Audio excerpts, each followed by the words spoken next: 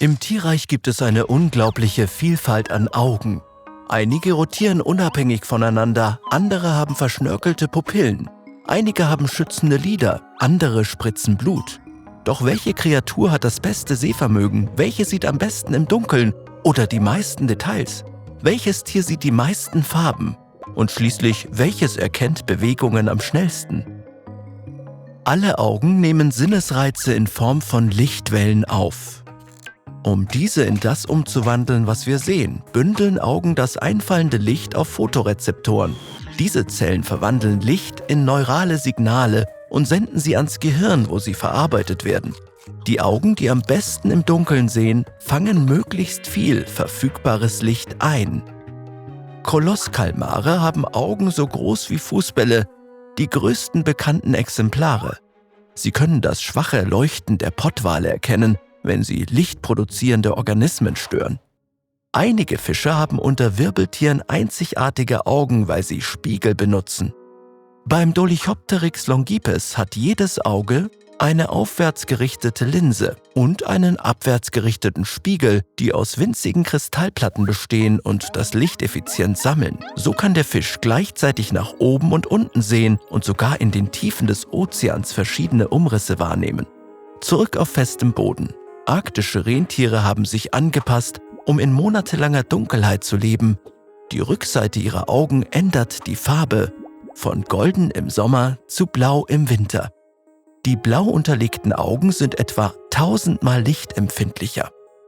Das ermöglicht es Rentieren, wichtige Dinge im Schnee zu erkennen, wie Urin und Flechten. Wenn es um die schärfste Sicht geht, sind Raubvögel der Konkurrenz weit voraus.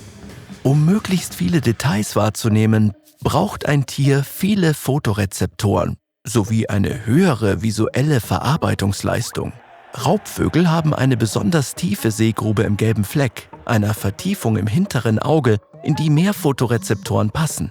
Das Sehvermögen der Wanderfalken ist doppelt so gut wie das eines Menschen. Sie können ein Kaninchen in über 3 Kilometern aufspüren. Sucht man die Kreatur mit dem besten Farbsehvermögen, wird es kompliziert. Verschiedene Photorezeptoren reagieren empfindlich auf bestimmte Lichtwellen, also hängen die Farben, die wir sehen, weitgehend von unseren Photorezeptoren ab. Je mehr verschiedene Farbphotorezeptoren ein Tier hat, desto höher ist sein Farbsehvermögen. Hunde haben nur 2 Arten, Menschen haben 3 und wir werden weit übertroffen von einigen Vögeln, Fischen und Insekten. Kolibrifalter haben mindestens 15 verschiedene Photorezeptoren.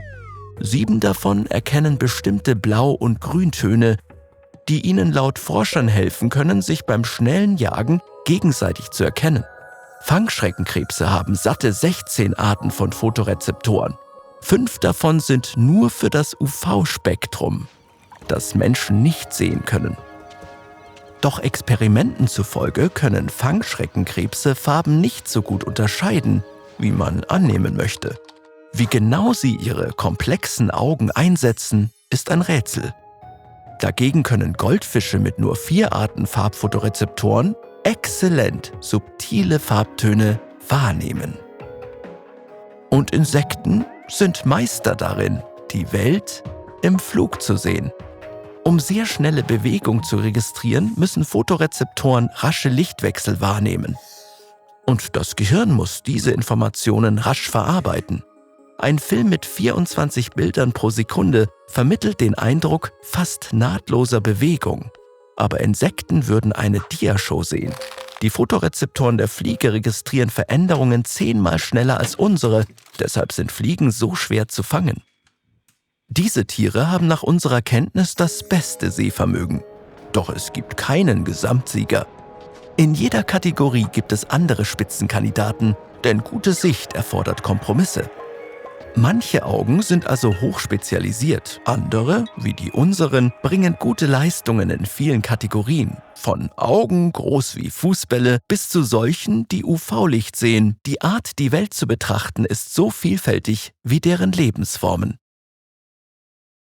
TED-Ed hat sich zum Ziel gesetzt, möglichst vielen Menschen kostenlos hochwertige Bildungsinhalte in möglichst vielen Sprachen zur Verfügung zu stellen. Hilf mit, unsere gemeinnützige Mission zu unterstützen, indem du auf unserem Patreon spendest und vergiss nicht, diesen Kanal zu abonnieren.